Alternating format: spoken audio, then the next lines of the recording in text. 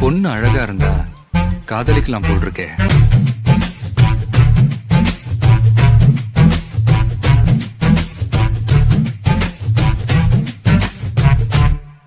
இப்பெல்லாம் ரேடியோல வெறும் லவ் பாட்டாதான் கேட்க பிடிக்குது. அப்போ கனாதா பிடிக்குமே, இப்போ மெலடியும் பிடிக்குதே.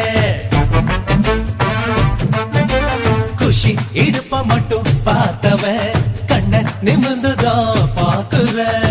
காதல் என்பது ஆந்தையை போலே நைட்டு முழுவதும் முழிக்கும்.